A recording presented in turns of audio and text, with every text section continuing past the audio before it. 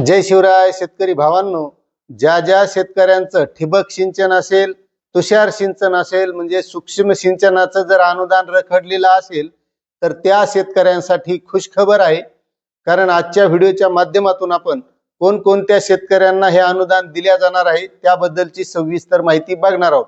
मात्र तत्पूर्वी तुम्हाला एक विनंती आहे, तुम्ही जर आपल्या चॅनलवर नवीन असाल तर चॅनलला सबस्क्राइब करा, व्हिडिओला लाईक करा आणि जास्तीत जास्त बांधवांना ही माहिती शेअर करा। तर शेतकरी मित्रांनो, प्रधानमंत्री राष्ट्रीय कृषी विकास योजनेअंतर्गत प्रति थेंब अधिक पीक सूक्ष्म सिंचन योजना राबवली जाते आणि या योजनेअंतर्गत महाडीबीटीच्या माध्यमातून शेतकऱ्यांना ऑनलाईन अर्ज करावे लागतात आणि अर्ज केल्याच्या नंतर आपल्या पावत्या अपलोड झाल्याच्या नंतर या शेतकऱ्यांना अनुदान देण्यात येतं।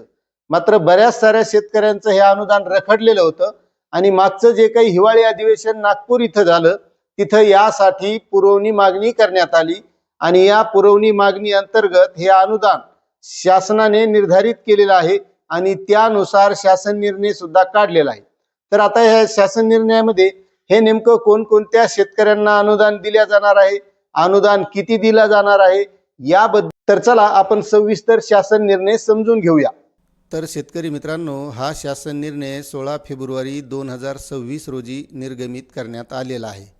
आता या शासन निर्णयाअंतर्गत विधानमंडळाच्या डिसेंबर 2025च्या तृतीय अधिवेशनात प्रधानमंत्री राष्ट्रीय कृषी विकास योजना या अंतर्गत प्रति थेंब अधिक पीक सूक्ष्म सिंचन या योजनेतील सर्वसाधारण प्रवर्गासाठी पुरवणी मागणीद्वारे उपलब्ध केलेला 95,97,00,49,000 इतका अतिरिक्त निधी आयुक्त कृषी यांना अर्थसंकल्पीय वितरण प्रणालीवर वितरित करण्यास मान्यता देण्यात येत आहे।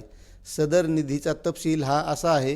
राष्ट्रीय कृषी विकास योजना अंतर्गत प्रति थेंब अधिक पीक सूक्ष्म सिंचन या योजनेतील सर्वसाधारण प्रवर्गासाठी केंद्र हिस्सा 57,58,50,000 आणि राज्य हिस्सा 38,38,99,000 असा एकूण 95,97,49,000 एवढा निधी या शेतकऱ्यांना दिला जाणार आहे।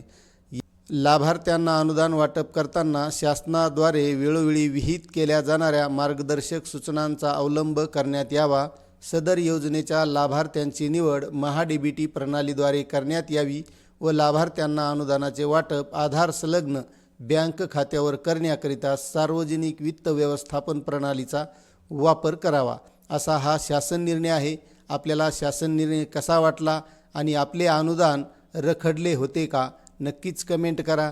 चॅनलवर नवीन असाल तर सबस्क्राईब करा, व्हिडिओला लाईक करा आणि जास्तीत जास्त शेतकऱ्यांना शेअर करा। धन्यवाद।